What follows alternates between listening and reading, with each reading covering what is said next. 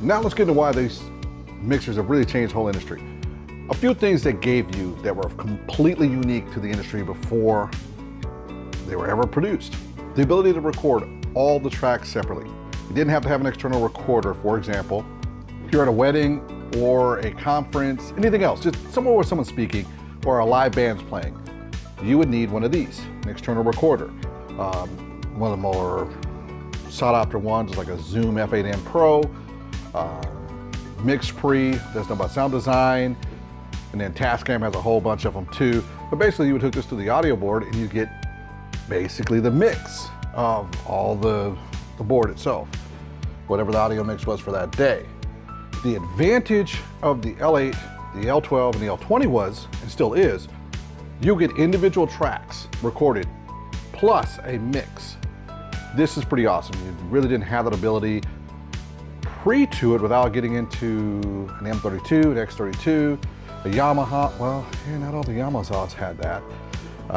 Some of the Allen And Heaths had it, but there really wasn't a solution other than maybe making sure you had different buses or different matrix that were put into one of these channels, and it was still just a mix. Every once in a while, there would be somebody who's an audio engineer at an event who could give you, because they had the ability to, all 8 channels or all 12 channels because they have, 32 outs and 48 inputs, and you could really get ahead. But without that, you were pretty much toast. You had to go off whatever that sound engineer thought was a good mix. That could be detrimental, and it really didn't turn out really good conference sounds. It didn't turn out really good wedding sound. It really didn't do it for you. Now, we've done enough hybrid weddings and since, especially with COVID, that having that mixer, the L20 or the L8 or the L12 was a huge benefit, multi-track recording. The other feature on it is there are, depending on which units you get, anywhere between 4 and 6, I would call them buses, but they're not buses. You got an A, B, C, D, E, F track separate from the main that you could put out. And with that track, you had headphone option or line out option. You had the option of having the main or a bus mix, which was really cool. And you could just easily press a button and switch between all of them, which was unique.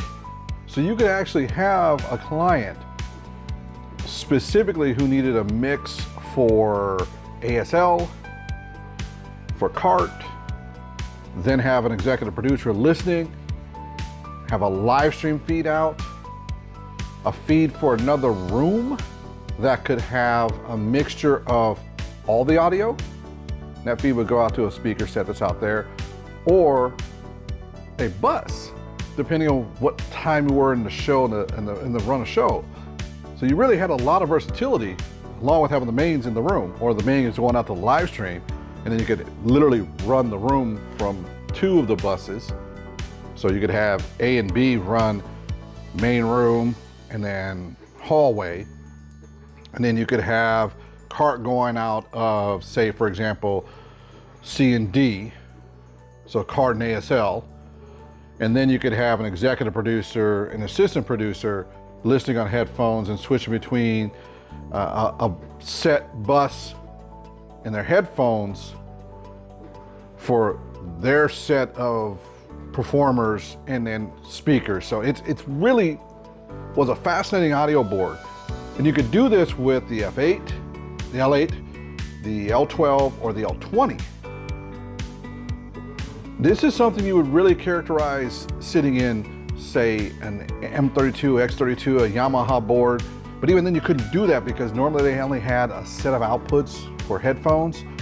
You could solo, or you would have to then do a bus into a basically powered headphone system and let someone listen to their set, and you would eat up outputs. And those outputs could only either be a line out, that's it, and a couple of headphone jacks only on the board. So no one else really had this mix, and no one has had this mix since. That's huge. Now I want to go back to the multi-track recording. Being able to record multi-track has always been important for audio engineers. Me being a full AV engineer, meaning I do video and I do audio, I do every aspect in full production. Being able to get, 4 microphones, 8 microphones, all that information, and still be able to put that into a live stream, put it into the speakers in the room, put it in a ASL and cart, and still be able to record it all individually from individual tracks so you can mix it later the way you want to, was pretty much unheard of. It was like 4 different things at once, and you had to have pre-planning to have 8 open if you wanted all 8 microphone tracks without having it to be a matrix. But then that matrix really was just a mix. It really wasn't an individual channel. Or in the case of the X32 and the M32, the Midas and the Behringer, you could get their card that allowed you to record either 8 tracks, 16 tracks, or 32 tracks onto a 32 gigabyte SD card, but you were still limited to, say, 4 hours, 5 hours recording. And if you had a whole day event, that could be a real issue because you were still limited to the 32 gigabytes size cards. Whereas this, I've got 128s in them and I can record all day long, and it's also 32-bit, and depending on however I want to do it, I can do it 48, 96, 192. It doesn't really make a difference. The ability to record a 48, 24-bit, 48 or 96 right in the board with pretty much any size SD card was huge. It still is huge because I really can't do that with anything else. The closest thing I see now, and I will know fairly soon, thank you in Linwood, Morgan Sound, I will be able to test out the CQ18T probably within the next week or two.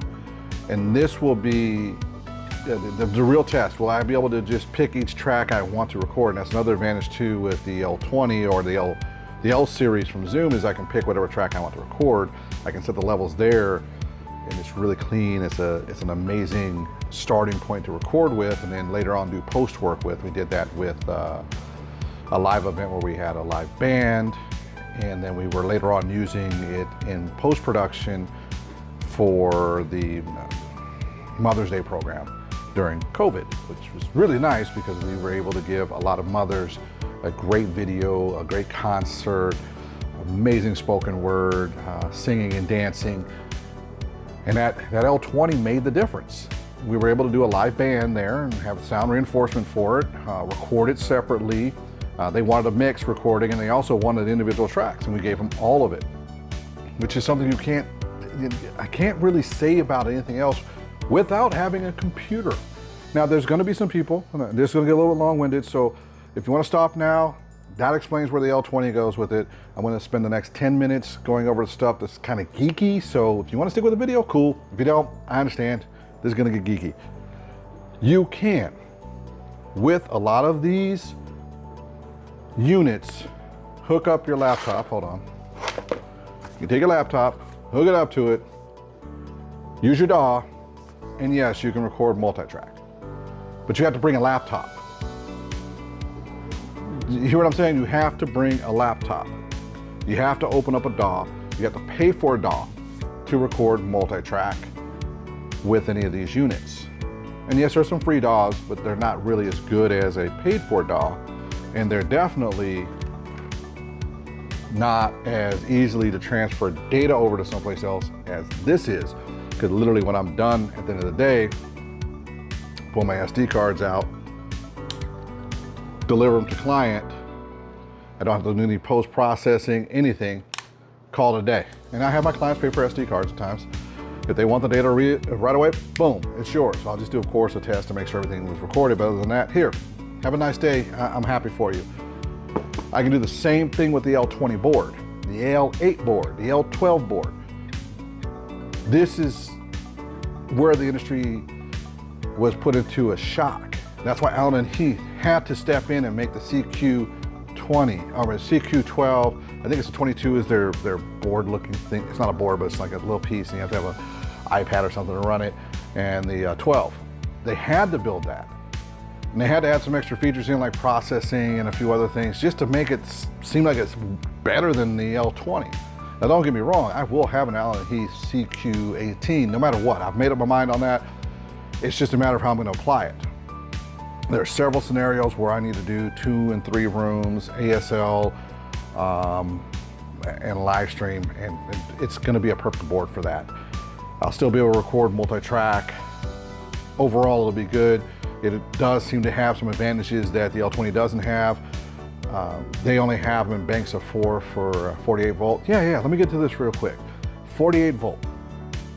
For anyone who's had to run a system where you have microphones that need 48 volt phantom power and mics that are sensitive to 48 volt or phantom power, most of the mixer boards that are sub $2,000 did not have individual or banked 48 volt or phantom power.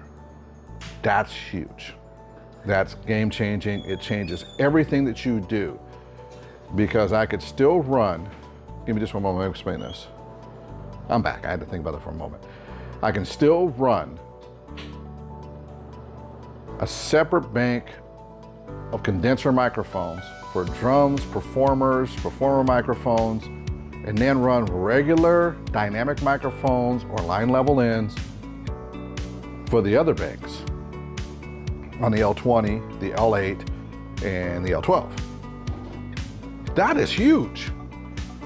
Now the CQ is supposed to give you individual channels for 48 volt, like you would with a Behringer X32, a Yamaha, Allen And Heath, larger board, and yeah, that should be a plus.